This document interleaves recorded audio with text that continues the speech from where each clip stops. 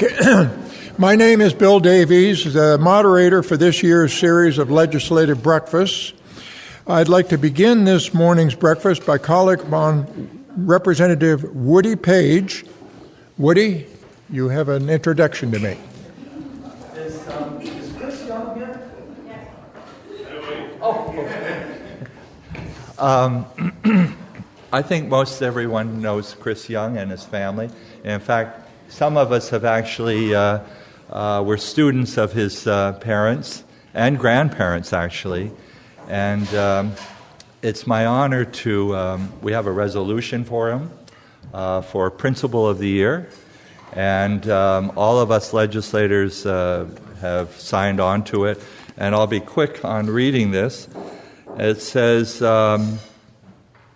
House Concurrent Resolution congratulating the 2023 Vermont Principal of the Year, Christopher Young. Christopher Young graduated from North Country Union High School, where both of his parents were faculty members, earned a bachelor's degree from Boston College, and followed his parents' path into the public education. And after teaching in Easton, Mass., and serving as a coach and assistant principal, he returned home to Vermont. And during his successful 8- and 9-year tenures as principal at respectively Craftsbury Academy and the Troy School, the voters' faith in his stewardship facilitated the passage of major construction bond votes, and Chris Young's North Country Union High School principalship began shortly prior to the COVID-19 pandemic, requiring nimble decision-making. And in the hopefully post-pandemic world, he is now addressing the mental health needs of his students, and he seeks to develop trusting relationships, administers the school in a transparent manner, and in return expects accountability from the students. And beyond the North Country High School campus, he serves as the Vermont coordinator for the National Association of Secondary Schools and on the Vermont Principals Association Executive Committee. And the VPA has honored him with its highest award. Now therefore be it resolved by the Senate and House of Representatives that the General Assembly congratulates the 2023 Vermont Principal of the Year, Christopher Young, and be it further that the Secretary of State be directed to send a copy of this resolution to Christopher Young and to North Country Union High School. So we're very pleased. In fact, you should come up, Chris.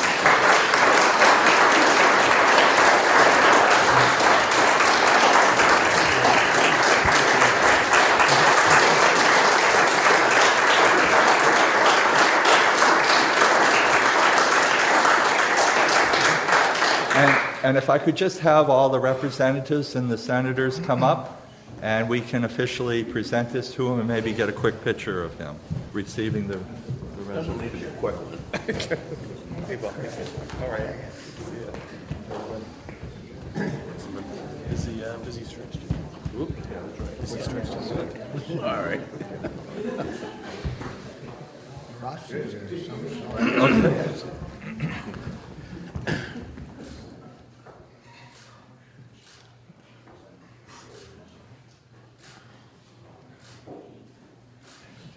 Do you have enough, Chris? I think you got 100 there. I will also just say it's very nice that we have somebody like Chris that went to school here, grew up in the area, and actually came back to Vermont and to his roots. And we need more people like Chris to come back to Vermont and come back to Newport. So, Chris, if you'd like to say a few words, you're welcome. And here's your other copies right here. Thank you. Well, I thank you. It's embarrassing a bit and humbling to be up here, and I owe it all to Frank Davis. Thanks, Frank. Civics and football and all the important things in school, right? I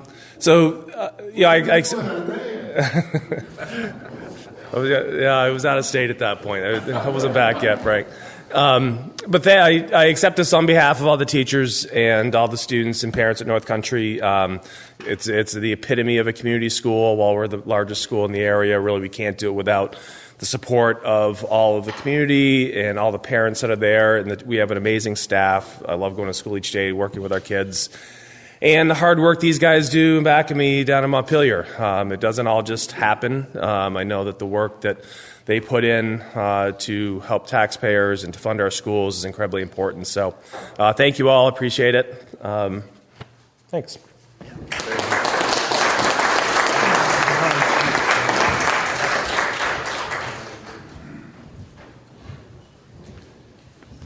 This morning's breakfast is being sponsored by North Country Hospital. I'd like to call upon Wendy Franklin to introduce to us the new Chief Executive Officer of the hospital. Wendy? Thank you, Attorney Davies. Welcome, everyone. And I just want to thank Vermont's North Country Chamber of Commerce for having these legislative breakfasts during the legislative season. They're very much appreciated. We've been very busy at the hospital. Last week we celebrated National Hospital Week, hence the banner here. And I've been a face of North Country for many years, but I'm really happy to introduce our new President and CEO, Tom Frank.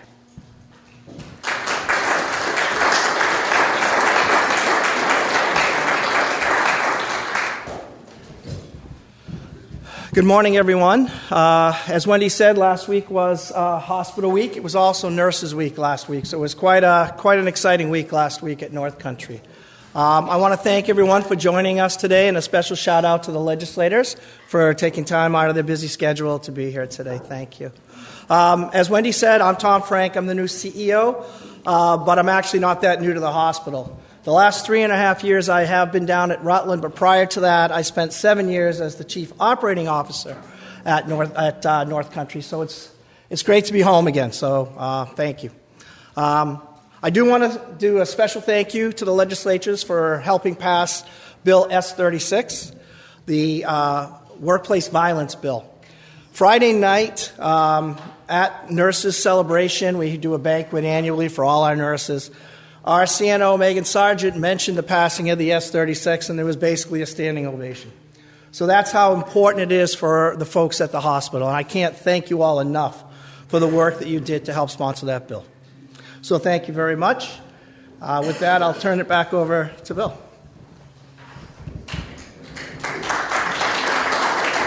Thank you.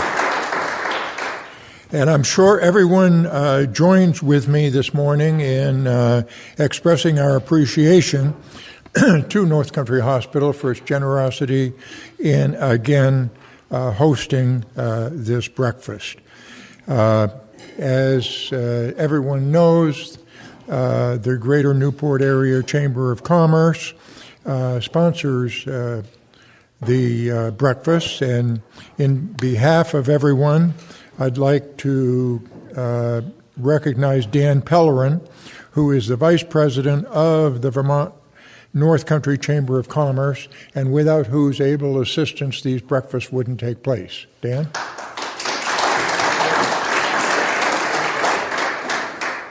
If there is anyone here who does not receive electronic notice of these breakfasts and would like to receive those notices, please make sure that Dan has your email address before leaving today. And as always, we're appreciative of the members of the press who are here today making these proceedings available to those folks who, first of all, like to sleep in, and second of all, who can't make it. Now, I have been requested to ask that each of the legislators indicate, well, obviously will indicate your name, but also that you indicate the town and or cities that you represent. And because of the fact that I am well noted for getting wrong committee assignments, I would ask that each legislator also tell us the committee or committees upon which they serve. And so I would like to start and usually you start with the Senate, but today I'm just feeling a little different, and I'm going to start with the House. So I'd like to call upon Representative Mark Higley. Keeping Bobby seated for time's sake.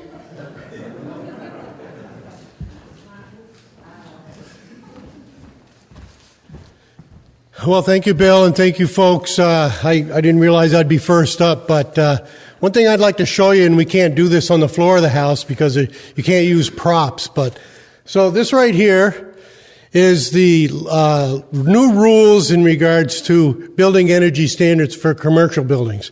This right here is the new rules for residential building energy standards. I sit on LCAR, so these rules are going to be in place of the 2020 energy standards.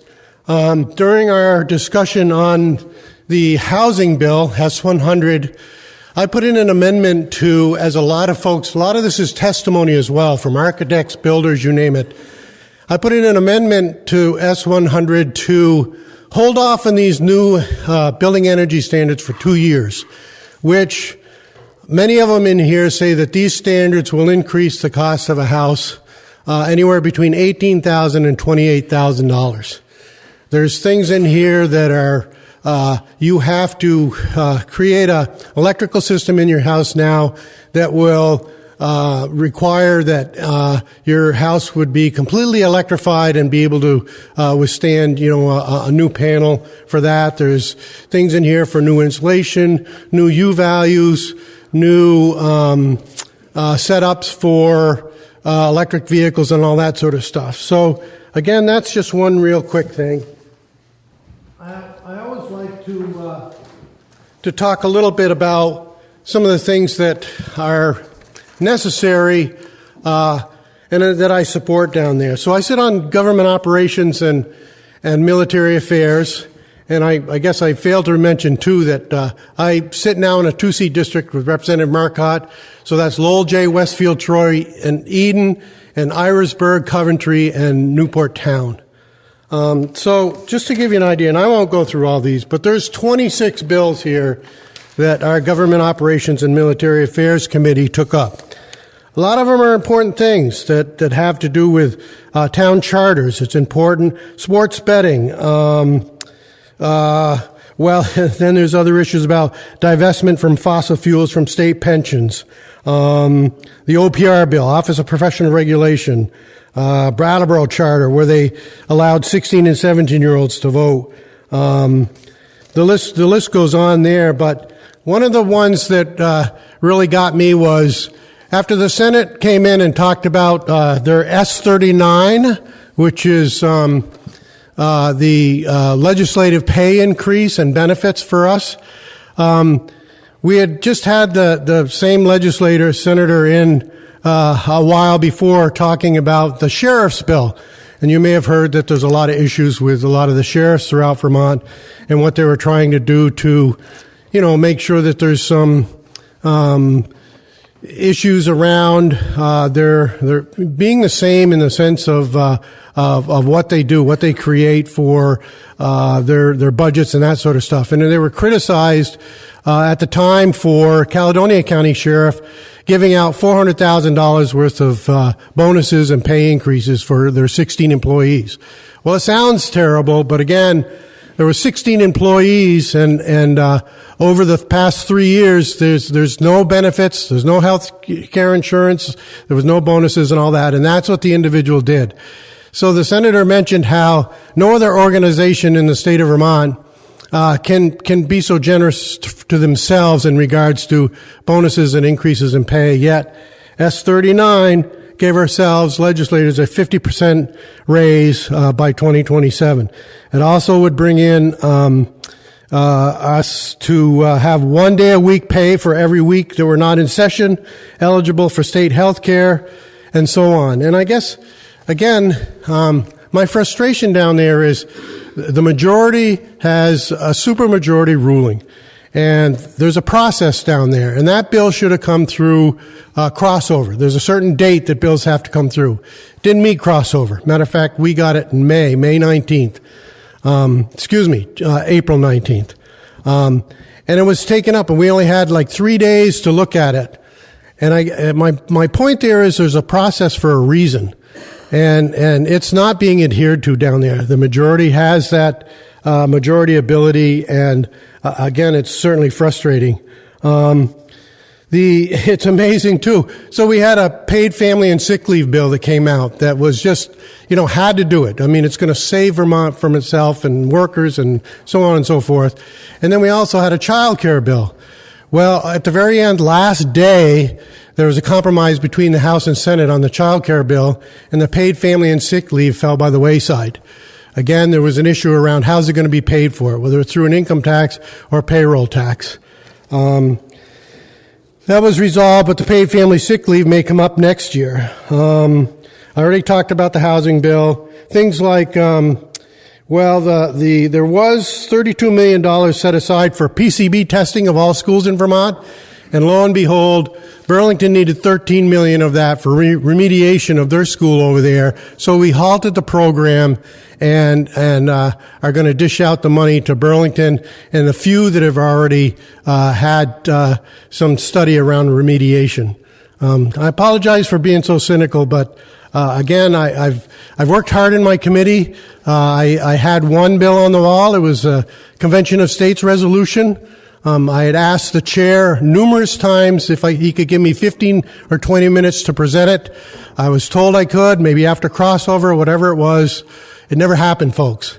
So again, when I sit there as the ranking member and work hard on all these bills, 30 bills or so, and they won't give me 15 or 20 minutes I understand it's not going to get passed.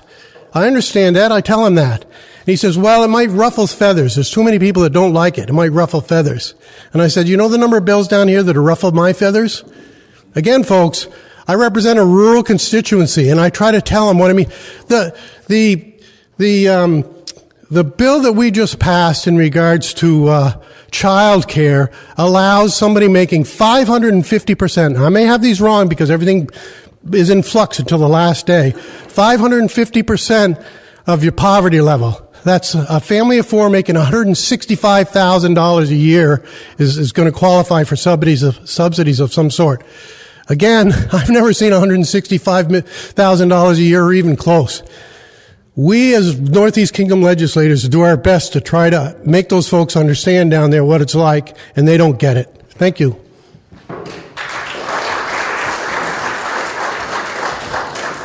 Mike Marcotte.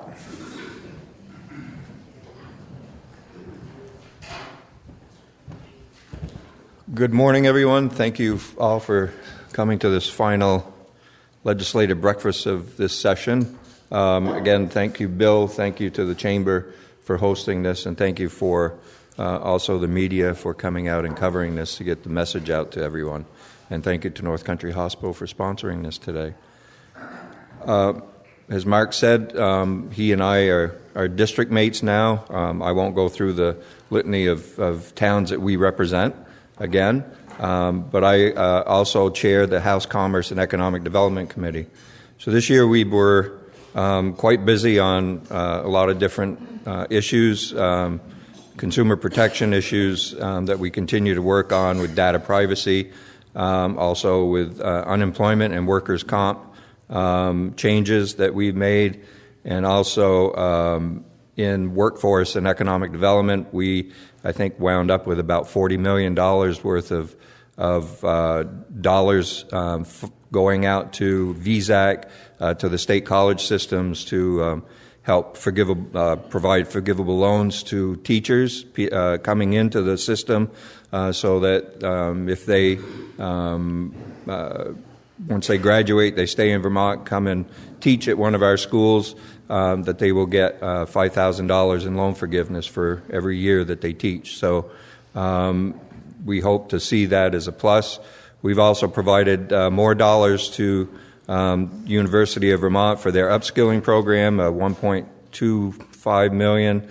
We also provided another $1.25 million to the Office of Engagement at the University of Vermont.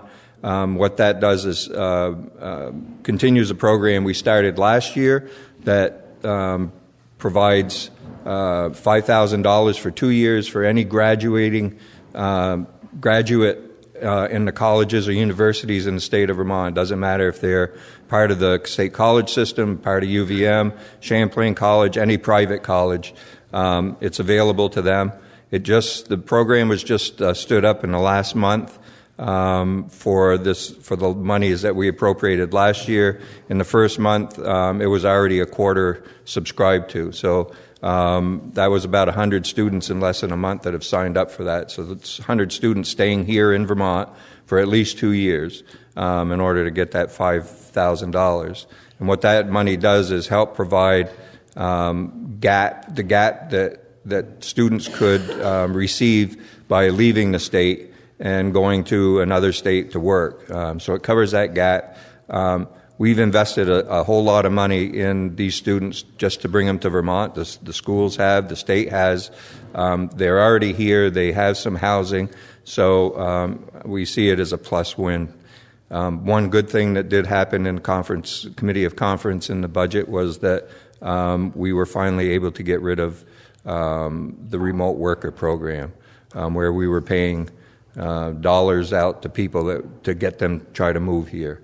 We finally were able to stop that program and actually hopefully put more money into trying to keep people here while we try to also figure out the housing problem.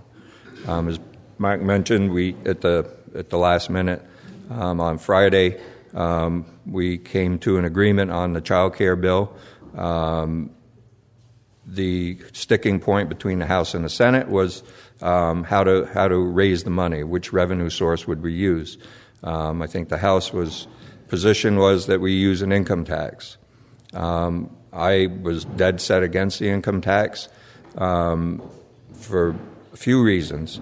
Last year we changed the tax code for large corporations that manufacture in the state of Vermont but do not sell anything in Vermont. So we changed the code last year so they don't have to pay an income tax to the state of Vermont.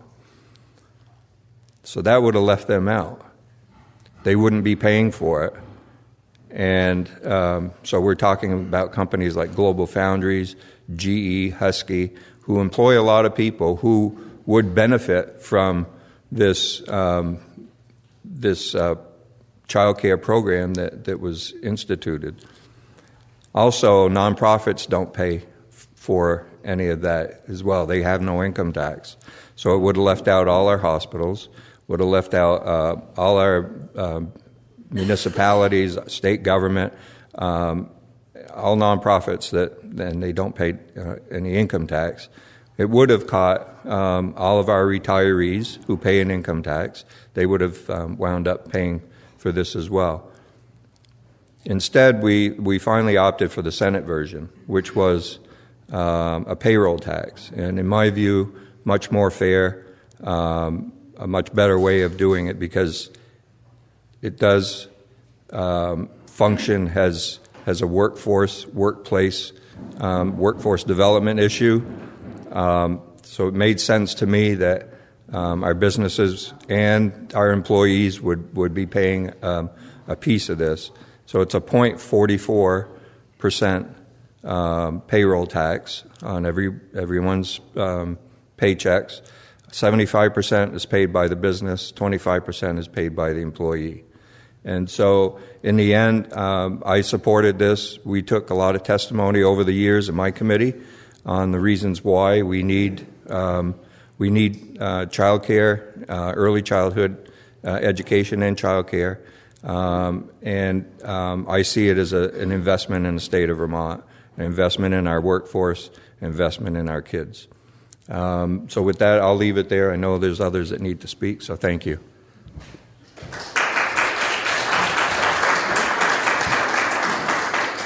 Representative Brian Smith.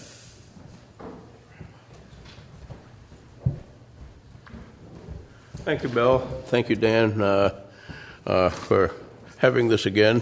I'd like to see bigger crowds, but this is a pretty good crowd. But before I start complaining about what happened in Montpelier this year, I'd like to thank Jackie Young for helping me not have to go to grade 13 at North Country High School. She was my English teacher, and thank heavens for Jackie Young. Anyway, congratulations, Chris, by the way. Our budget went up this year. I'm energy and environment. The overall budget went up 13.3% over last year.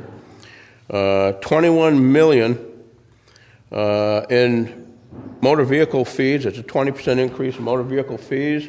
I'm just going to go down this list of what I put together. Child care subsidies, like I believe Mark had mentioned, $165,000. It's $172,000. That's what I got. But million. No, a family of four making $172,000 a year will be entitled. That's the way it goes. We spoke of S5 at our last meeting here, which was the clean heat standard, clean heat bill, the Unaffordable Heat Act, whatever anybody wants to call it. In our select board meetings in Derby, I like to see people there. If there's a complaint or a concern, I like to see both sides, the pros for and the pros against and vice versa, be able to defend themselves. But the two representatives that voted in favor of S5 apparently didn't feel that it'd be important enough to be here today. And I would love to hear the press ask them why they voted in favor of S5. I don't think you're going to get any good answers. It's just going to cost a lot of people a lot of money over time.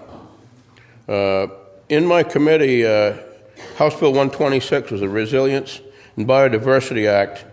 It's calling for 30% of all of Vermont's lands to be preserved by 2030 and 50% by 2050. Northeast Kingdom right now is 43% in 23, so I think we've done our job pretty well. Chittenden County is 8%. And in defense of Chittenden County, they don't have the room to preserve land because everything is pretty well tied up. But I had asked our committee if they would consider the districts reporting back and letting us know how each district is progressing. And that fell by the wayside. But I guess it can still be found later on down the road. But if I could see Chittenden County grow to 10% or 11% of preservation, that would make me feel better about us being already at 43%. Our bottle bill I voted in favor of. It's going to be a good cleanup act, and I talked to a few people around. I spoke with Mike about it, and I spoke with our only big returnable center in Derby, and Butch Thompson didn't have any problems with the bill, so I kind of agreed with him on it.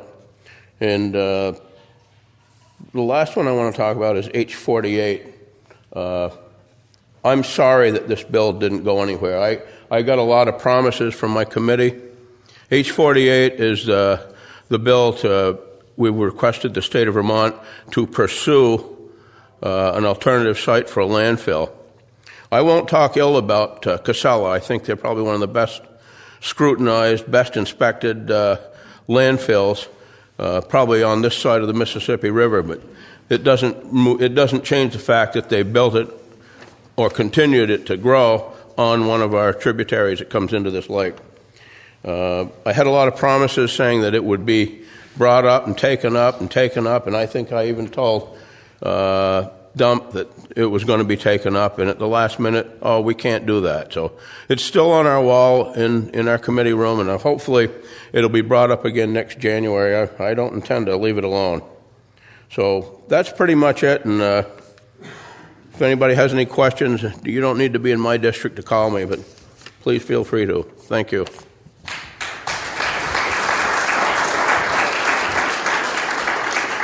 Representative Page.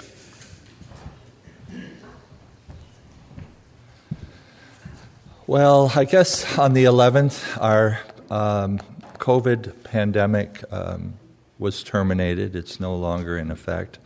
And we seem to be getting back to some sort of economic normalcy.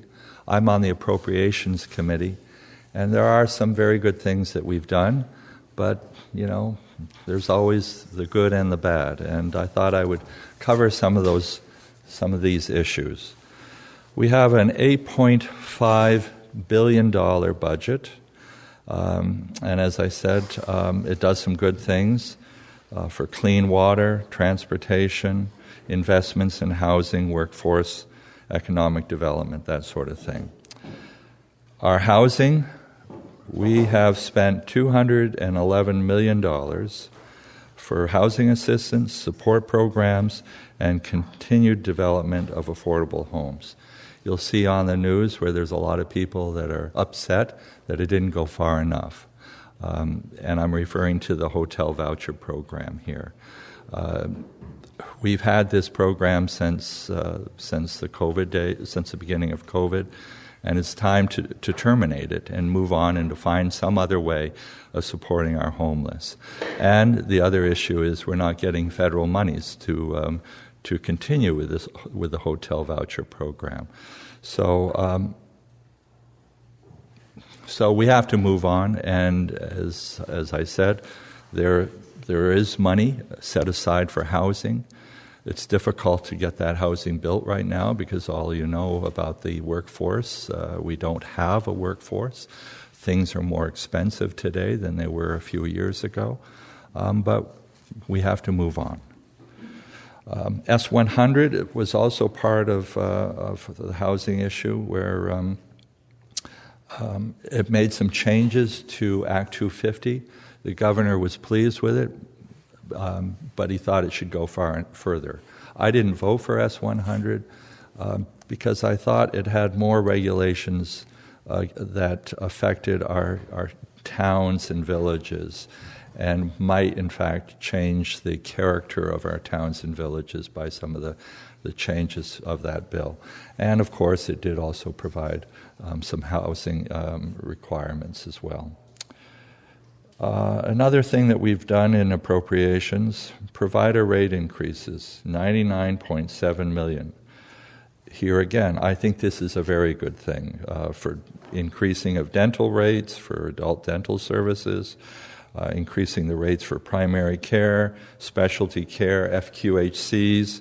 Our clinic rates have increased. EMS, our ambulance rates have also increased. So there's a number of rate increases for our mental and our medical personnel. Transportation. The transportation fund fee was increased. We have $8 million there, and it'll be $21 million annualized. It's a 20% increase in all fees. The governor did not care for it. I didn't vote for it as well because there was no need to increase those rate increases.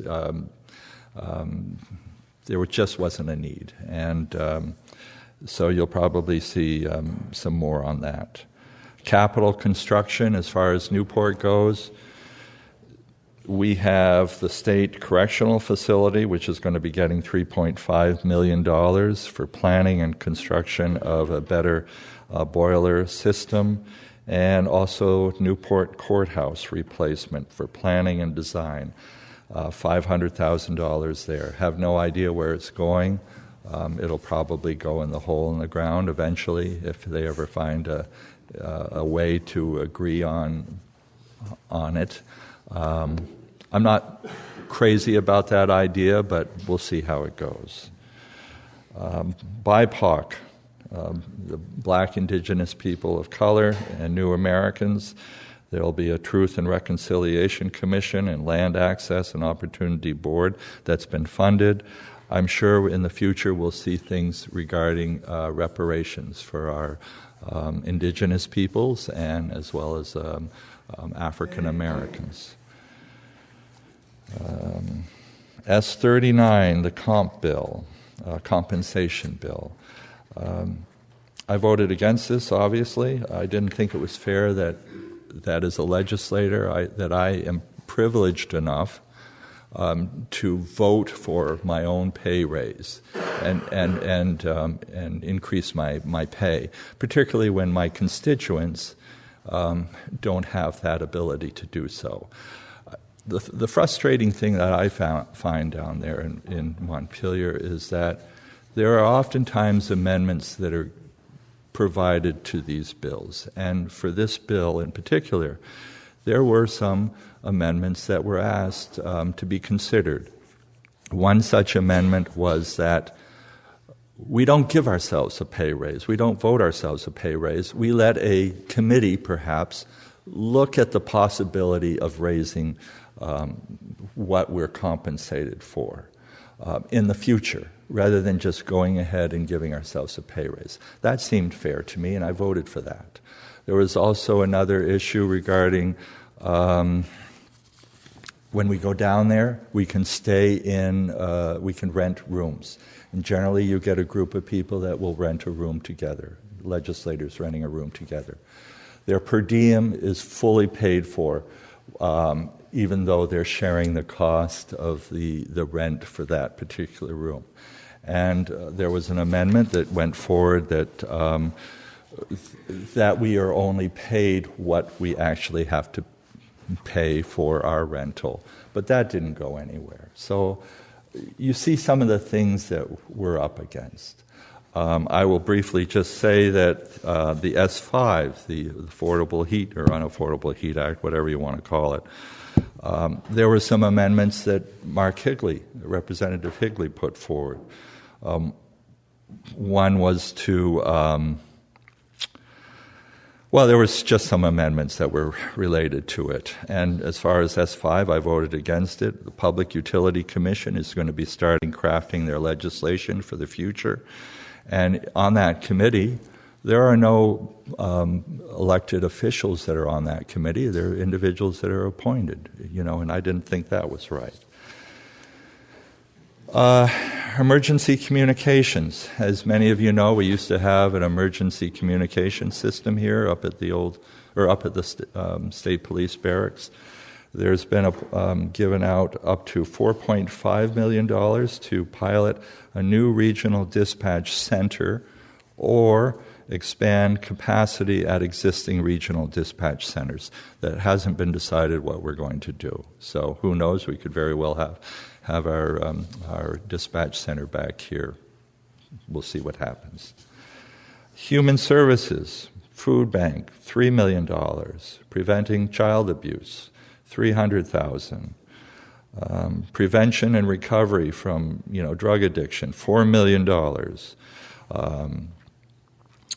Recovery centers. There's a whole slew of things that this budget has done that's good, but also, as I mentioned, some of the negative things. The child care. The governor had, here's the other thing. The governor had a plan, $50 million in child care subsidies. He had a plan, he offered it. The opposition didn't even want to hear it. They went ahead with their own plans.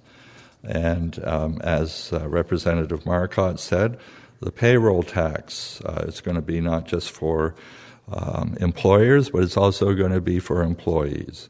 It's going to be $4.2 million to set up, and it'll be approximately $82 million annually. I will say this, I'm a child. I went to Head Start growing up as a kid, and I realized how important education is. If you want to make it in this world, and I think I am where I am because of my educational background. And but this program is just too expensive, and I think the governor needed to be heard, and we also needed to look at his program. And I'm getting the evil eye from Bill, so I'm going to leave it at that. So thank you very much.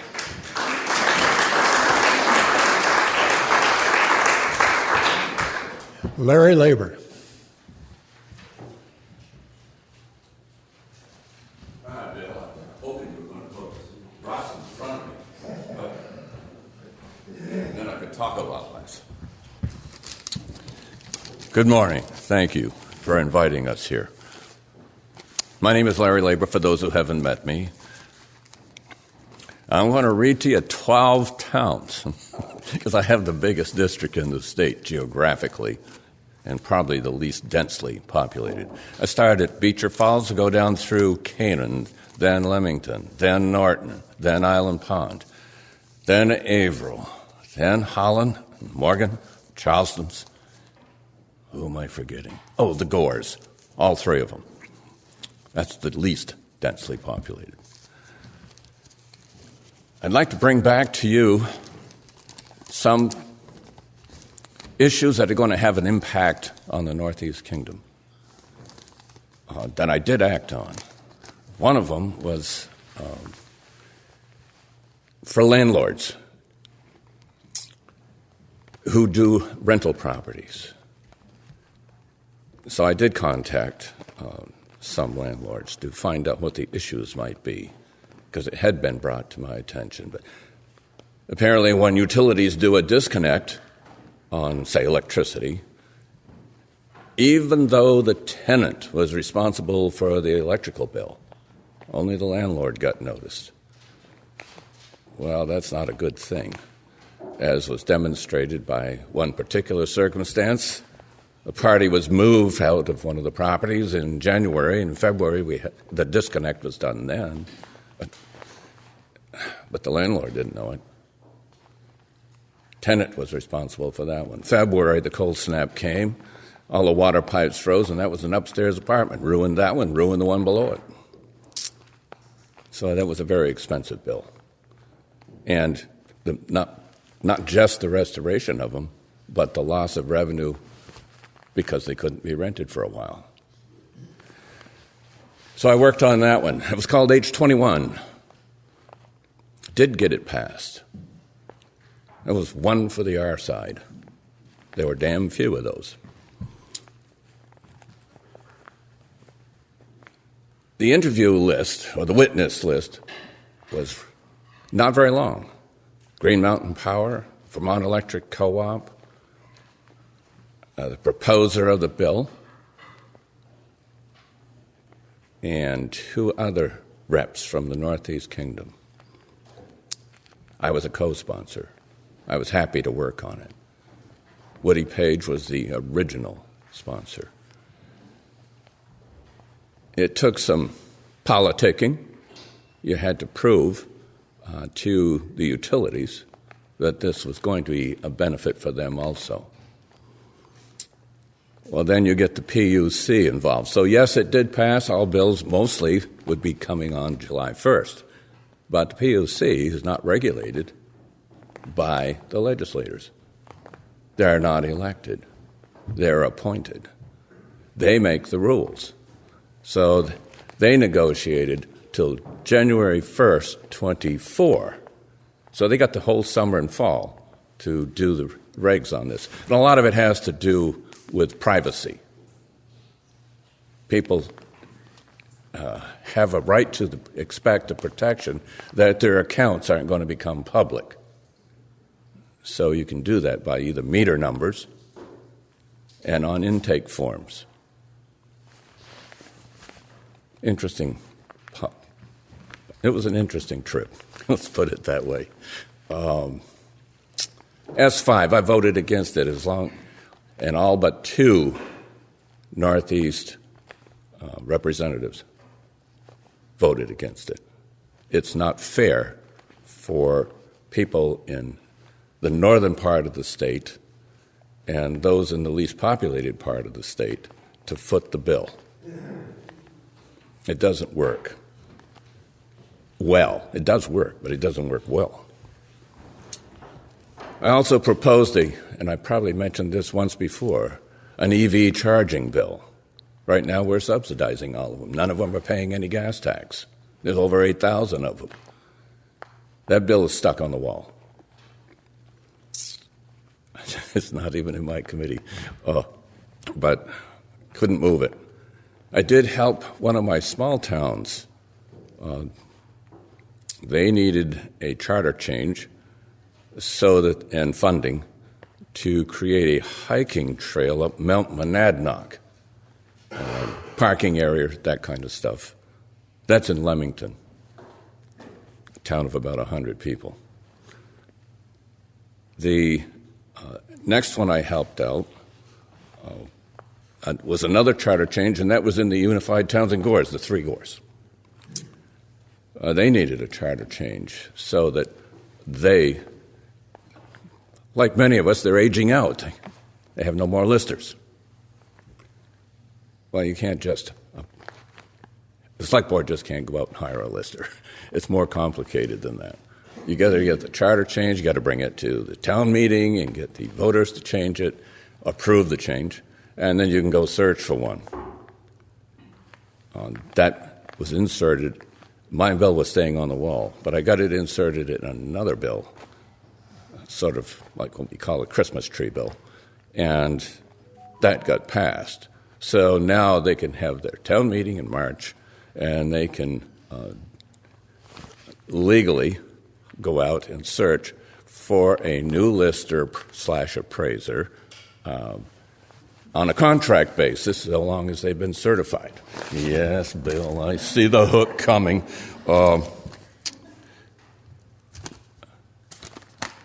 Medicaid. We did secure Medicaid increase in rates to equal Medicare. There's probably more on this paper, but the hook is getting longer, so I will yield the floor. Thank you, Bill.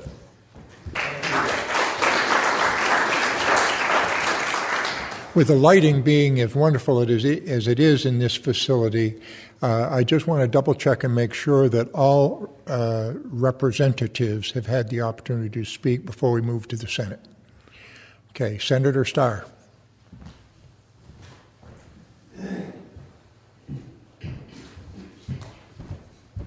Thank you, Bill. Want to congratulate Chris on being Principal of the Year. He was our principal out in Troy for quite a few years and did a good job for us. And I know he's doing a good job here at the high school. And I want to welcome the new CEO at our hospital, which is very important to all of us. I guess I'm a little more optimistic than my fellow legislators. You know, I don't see the world coming to an end tomorrow. And I always try to find the bright side of things instead of the dimmer side. And, you know, one thing that no one has talked about, well, I guess I better back up.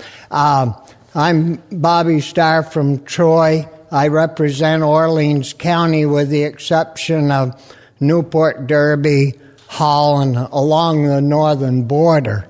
And I also represent 4 towns down in Caledonia County.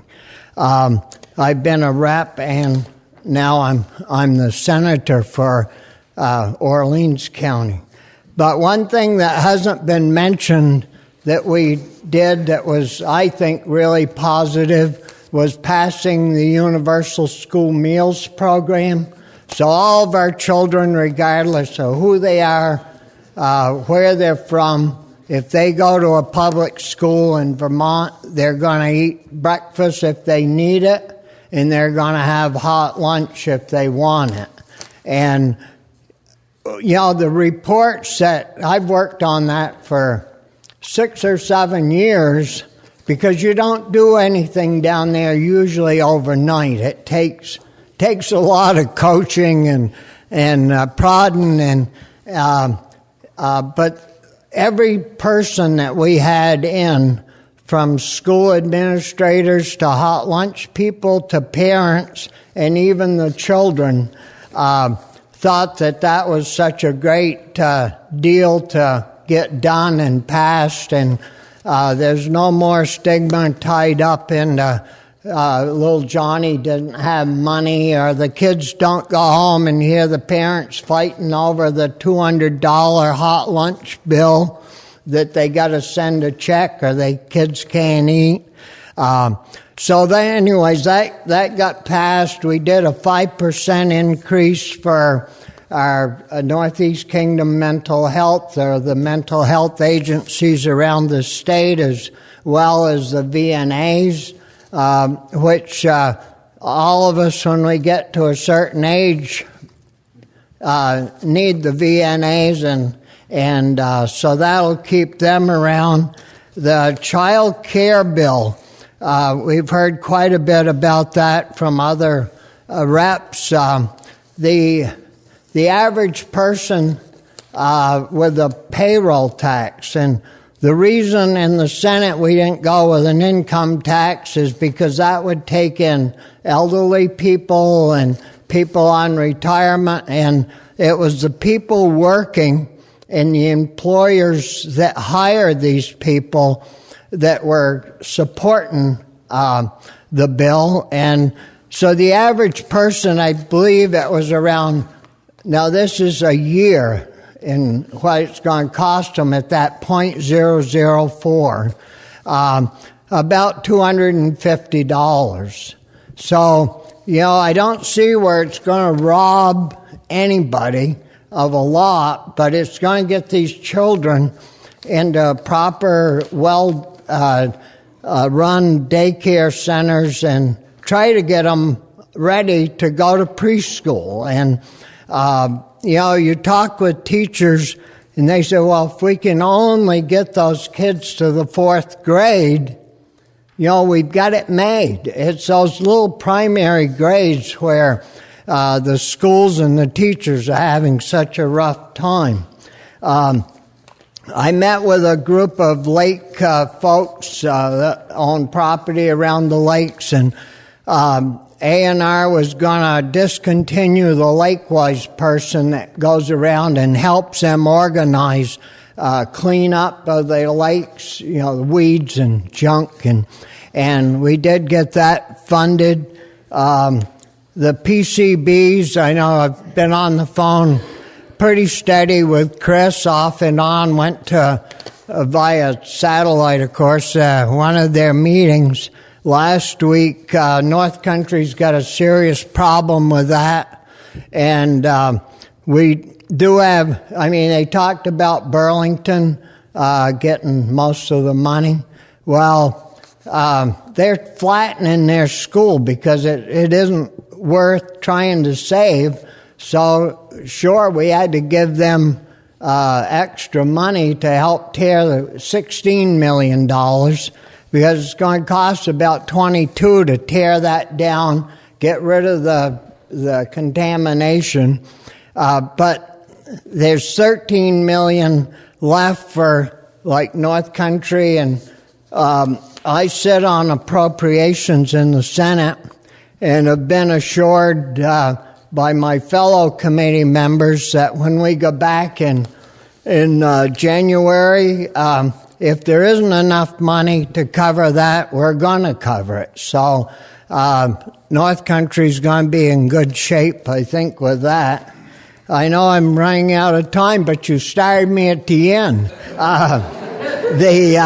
But I chair agriculture as well as serving on appropriations, and we got our working lands bill passed. We got our ag development bill passed. Organic dairy farmers are going to get a little help because they had such a bad year. So we're helping them at a tune of $6.9 million. Ag Sustainable Jobs Fund we got passed. Actually, we passed all of our bills. And, we do have a large budget, but it's only due to the federal money that came floating in.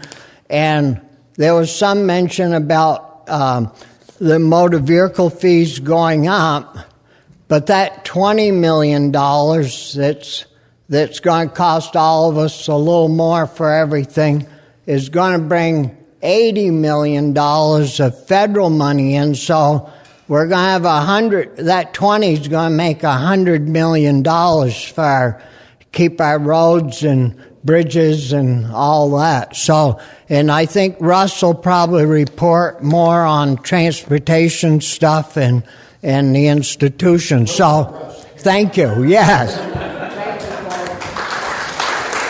Senator Ingalls.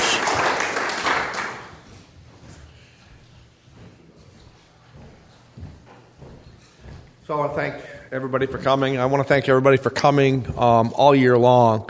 I think the biggest part of making sure that politics works really well is to have people come, show up, make their voices heard and reach out. And I will say it, and you've heard me say it before, you are very well represented in the kingdom. We work hard, and my my seatmate Bobby works hard. All my representatives that are representing you guys work hard. There's not a time where we're not aware of what's going on. There's not a concern that they're not going to spend the money in Montpelier. They're going to spend the money. Our job is to make sure that it comes back here consistently at a fair and equitable basis. I serve on transportation.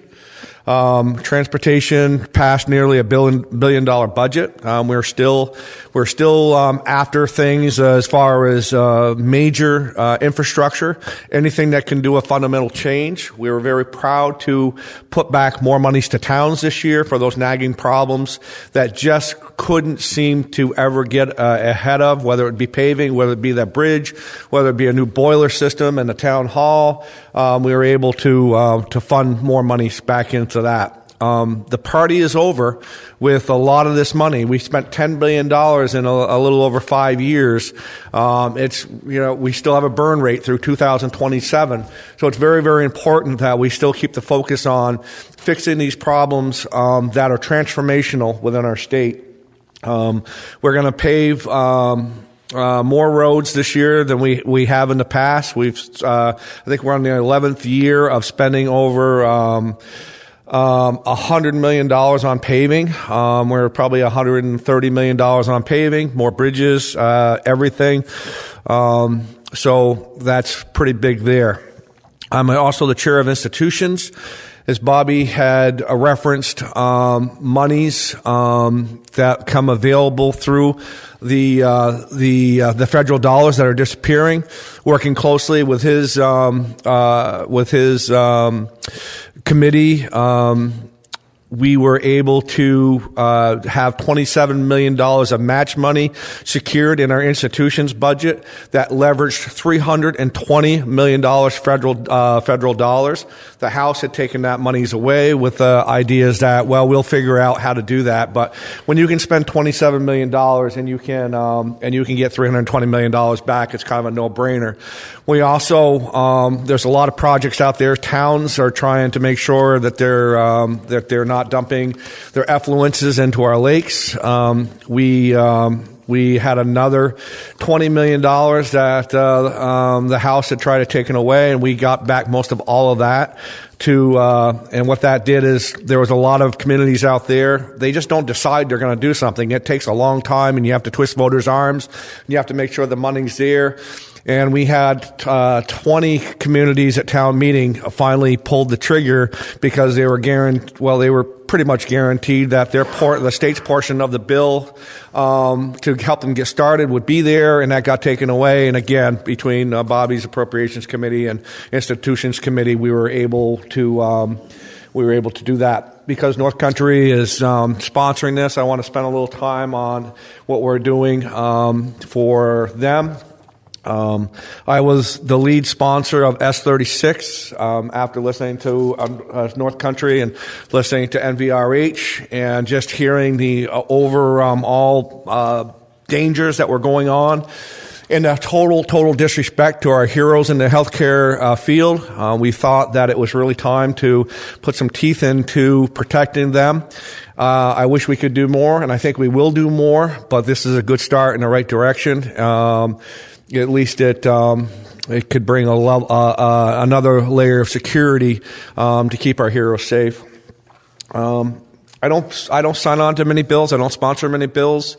I'm just not down there to make new laws. I try to be effective on what I do. The other one that I co-sponsored and was a big part of was the catalytic converter bill. As you know, those are getting stolen about as fast as they can put them on. And we finally got a bill out there that if somebody gets stopped and they have a catalytic converter or they had 10 catalytic converters in their vehicles, they have to show where those came from. And it was really just kind of funny to me that You read in the paper about 15 catalytic converters get stolen, and they show up at the junkyard the next day, and nobody would even have a clue. Oh, all shiny catalytic converters. I wonder where they got those from. So we finally put a bill in there to make it easier to be able to track those, to be able to have the sheriffs and state police and municipalities be able to do that. In institutions, we spend a lot on state colleges, and one of the programs I'm most proud about is we're graduating over 400 nurses now within that program.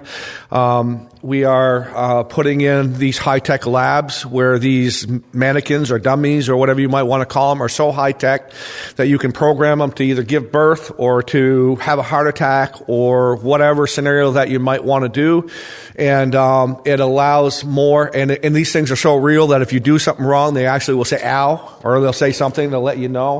So I think we've got 8 more of those labs going in. I think we have 8, but they're expensive, but it's very, very important. It just gives real time instead of waiting for a patient and to have people gathered around at that point in time, which is very, very hard because you just don't know when somebody's going to have a heart attack. You don't know when a lot of that stuff. So to have real time training is very, very important.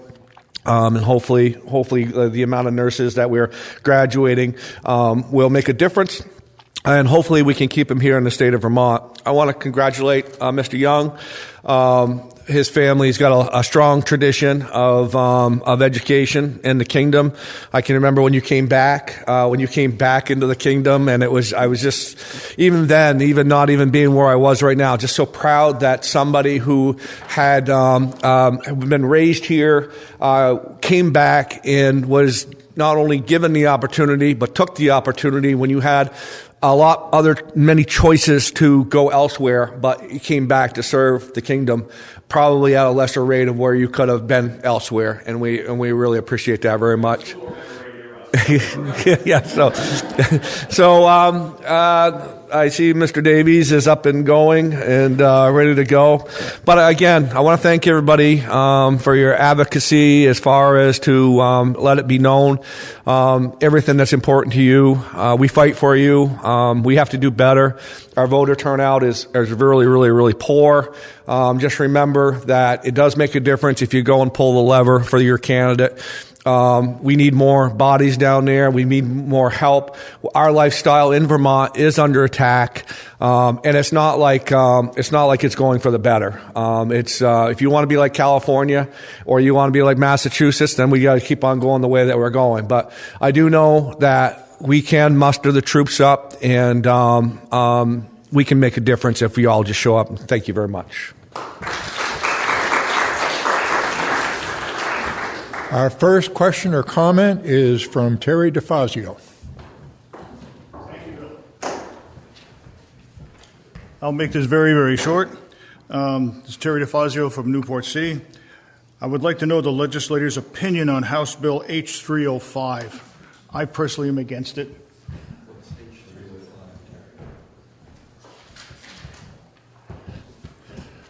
Okay, which representative would like to start off?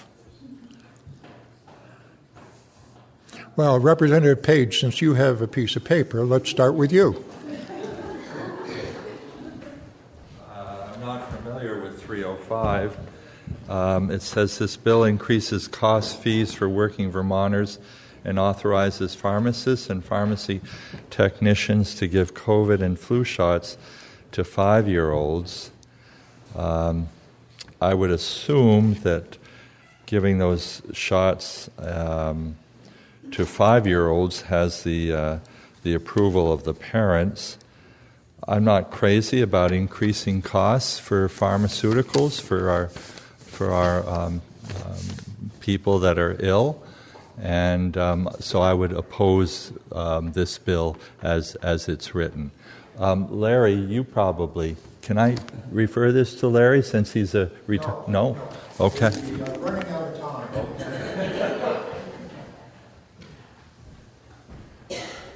Any other legislator care to comment on that question or comment? Okay. Representative Smith. Thank you, Bill. I didn't know what the number was, but Representative Page explained it. I heard a little bit about this last week, and I don't think that 5-year-olds should be getting these shots. So I would oppose that bill just probably for that purpose alone. Any other legislator care to comment? I will offline.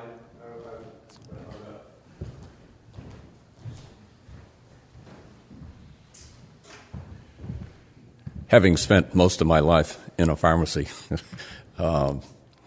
this is not so much about age, this is about parental control. The other aspect is not about dollars. Most of the shots that are given in a pharmacy are paid for by Medicare or Medicaid. So it's a matter of access. If you can't hit a clinic because of the hours of staffing available for the clinic, then you can get backed up on, for instance, a pandemic.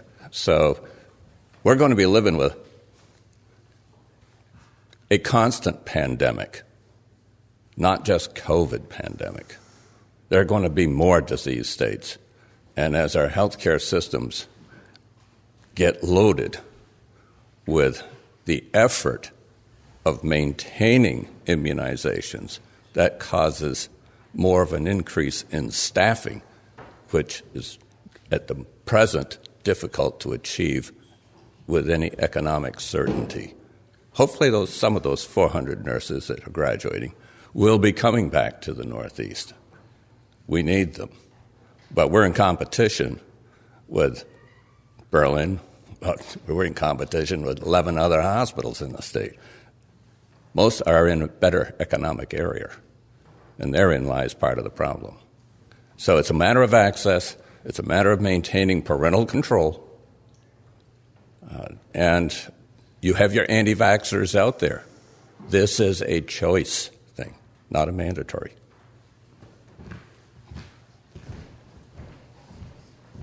Mr. Roy. Good morning, Chris Roy, Newport Daily Express. Does anybody know about S-157, which is an act relating to harassment, hazing, and bullying prevention in schools?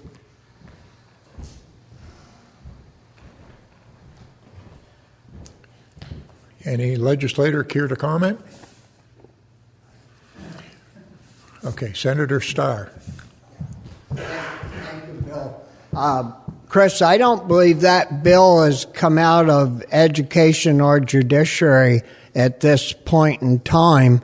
Really haven't heard a whole lot in regards to that, just to pass it on. Okay, that brings us pretty much to the end of this morning's legislative breakfast. I'd like to thank the East Side Restaurant, North Country Hospital, Wendy Franklin, Dan Pellerin, the Vermont North Country Chamber of Commerce, and all the members of the press for making these proceedings available to those who are not here, and also extend appreciation to all the attending legislators. It's been my privilege to have moderated these breakfasts for over 50 years. It is now time for someone else to take over serving as moderator. I've certainly enjoyed moderating them, but as stated, it's time for someone else to have a turn. I'd now like to turn the meeting over to Dan Pellerin, who has a few words he would like to share.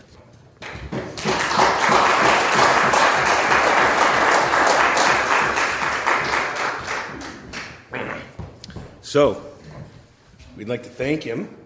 And I could only go back 40 plus years. I couldn't verify over 50 because I think they didn't have writing back then or something.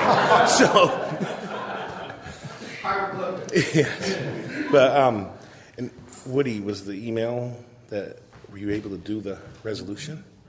So there's also going to be a resolution in the House honoring you for your years of service doing this also.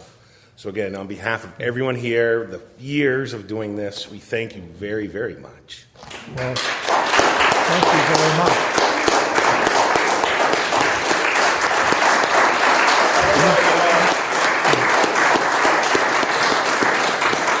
I have to say that I think the only person here who was at the legislative breakfast when I first started moderating them was Senator Starr, and that was before he became a representative.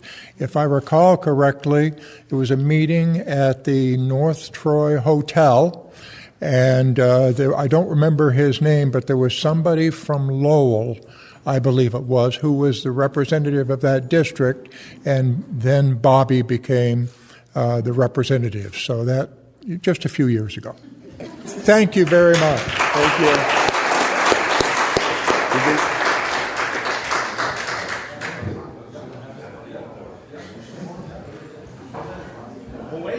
We'll wait this morning. You want to? Yeah. Bill, you can't leave yet. There's more. We have a resolution for you, Bill. And if I could have all the representatives and senators come up here, and I'll just quickly read it. It says, community forums where state legislators can engage with their constituents on the issues of the day are of great civic importance. And at these venues, voters gain an improved familiarity with major topics currently being deliberated at the State House, and conversely, legislators learn their constituents' opinions on these matters. And a model example of such gatherings is the Northeast Kingdom Legislative Breakfast Series, convened every spring in Newport. And for over 40 years, William Davies has moderated these eagerly anticipated sessions, and he always ensures that they are most informative and timely, and that they epitomize the highest standard of civil discourse. And whereas William Davies facilitates a community dialogue that showcases the vibrancy of democracy in Vermont, and especially in the Northeast Kingdom, and the attendees at these programs are grateful to William Davies for his many years serving in this special role. Now, therefore, be it resolved that the House of Representatives, that the General Assembly honors William Boyd Davies for more than 4 decades of insightfully moderating the Northeast Kingdom Legislative Breakfast Series in Newport. Thank you very much. Thank you very much. Turn that around so the camera can see it. Thank you.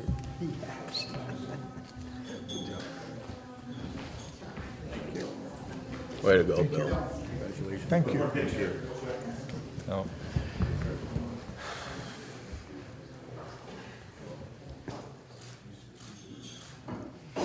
And there you go. There's a copy of the resolution. Well, thank you very much. Yeah, thank you. Thank Bill. you. Sure you don't want to change your mind? Well, been a long haul.